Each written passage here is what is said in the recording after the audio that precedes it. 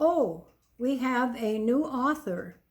Would you introduce yourself and your new book, A Fish Called Bad Eyes? And from what background did you come to focus on A Fish Called Bad Eyes? Hello, my name's Larry Golicz, and I'm from retired, semi-retired from Michigan with my wife down here in Florida.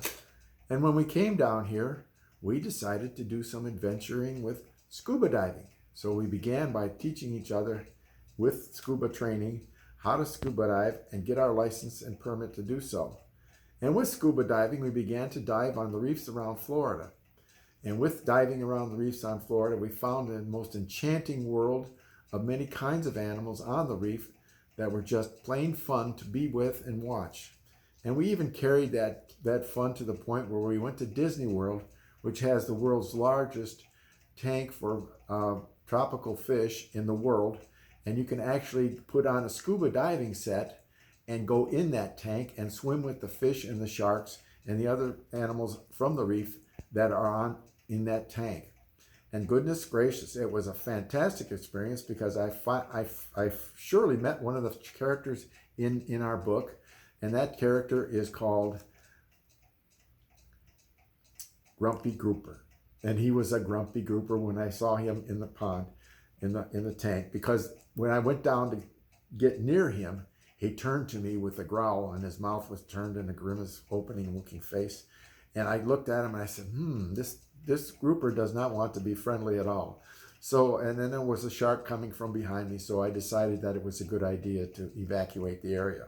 So diving on the reefs in Florida was very, very exciting. And there had some great reef parks south of Miami. But we had friends, and we decided to go bear boating in the Virgin Islands. And when we went bear boating in the Virgin Islands, we had even more opportunities to dive on nature reefs, natural reefs off the Atlantic coast in the Virgin Islands area. And that bear boating experience was interesting because we got to meet even more fish. And one of the fish that I met very carefully was one with big teeth. And a barracuda was that, and it was probably almost as long as my body.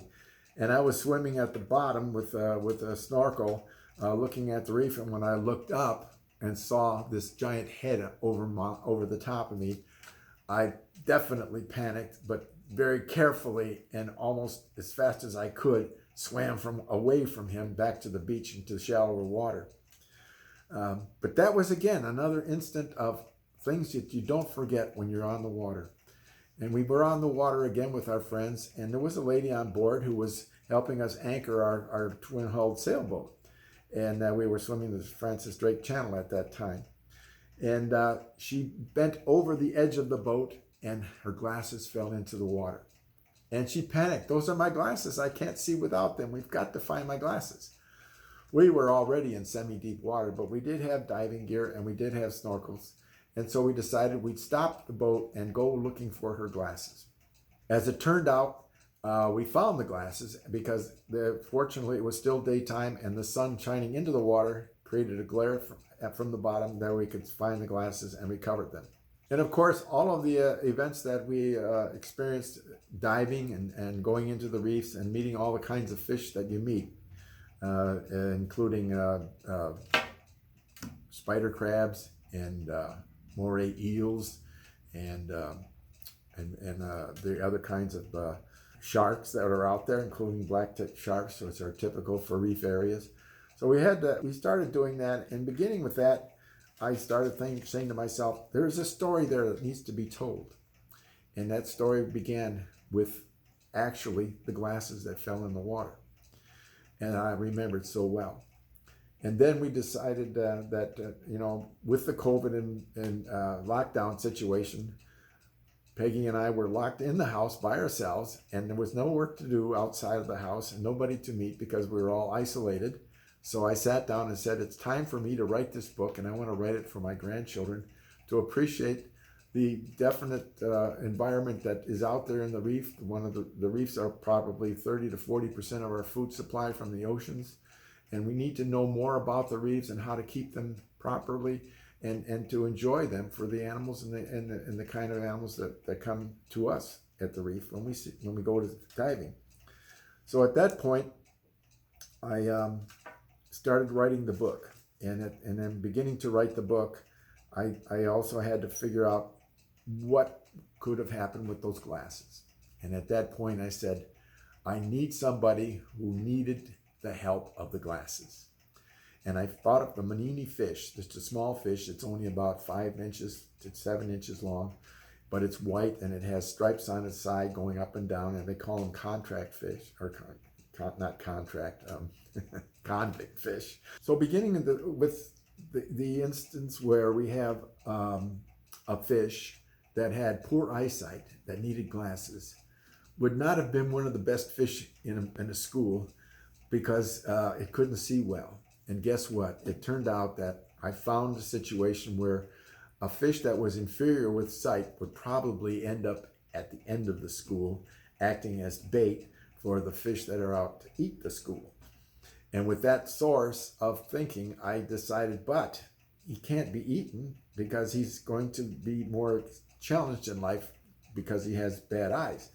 And the leader of the school said, we're not doing this to convict you of death by giving your life away, because we know you can swim faster than any of us in this school.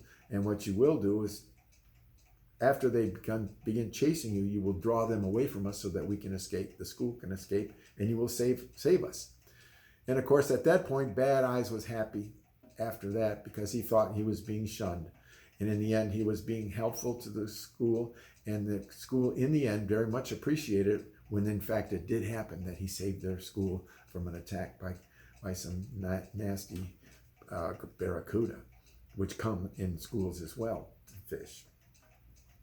So at that point, he was doing well, and the leader of the school, called Big Guy, said, "Now I have to show you what to watch out for while you're looking at the back and in front of us now, because you're going to be our scout. What things to watch out for in the reef so that you don't get hurt." So then he started taking him around to meet the different animals in the reef that could possibly eat him. And one of them was, my gosh, he says, "Oh, now those are barracuda, you know that, to stay away from those." And then all of a sudden he saw some sharks coming in. Bad Eyes is now encountering all the members of the reef and finding out that yes, they could eat him, but then again, he talked to them as a friend. And as a friend, he said, how can we help you and how can you help us to keep our reef safe for us and a place for us to live without fear? Well, there's always fear, but not the major fear of total desolation and total loss of the reef. So with that in mind, he went and introduced himself to many of the reef animals, which included a grumpy grouper that I met in Disney World, as well as the other animals that are there, including a moray eel, who was very, very, very nasty and hides in a hole and didn't want to be friends with anybody until Bad Eyes finally talked him into saying, "Let's be friends. And here, how can we help you and how can you help us?" And in the end, the final and the great help that they were doing as a group was to protect everybody from the dropping of nets by fishermen who fish on the reef and drag up all the fish and only take the ones they want, and the rest they let die. And that was the idea of the watch out for the black islands in the sky, and that everybody in the reef could give warnings when they see the black island in the sky coming to them, and that everybody should be aware of a net dropping. In the end, the fish called Bad Eyes meets about every dangerous person on the reef and makes friends with them. And in the end, making friends with them has made a community that can help the entire reef survive better. And in that way, the reader, the children that read this book, find out that by being cooperative, by being helpful, by being curious even, and asking, how can I help you and how can we help each other for whatever problem that may occur in life as children grow up, because that's what happens. things happen without warning, and often the child can be better prepared by knowing that if you stand up for your rights, if you use your mind and you think and you're ready to speak and you're willing to help, and going into the world with an idea that I'm here, I'm responsible, and I will do my job to the best of my ability for the best talents that I have in the world, I will do better. And that is a way to help a child grow healthily and get through all the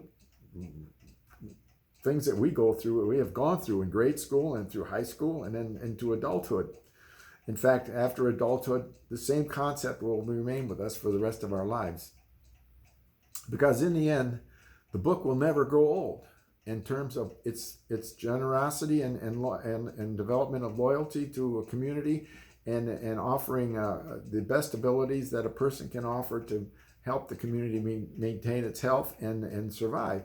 It's a generational book because the message will never grow old.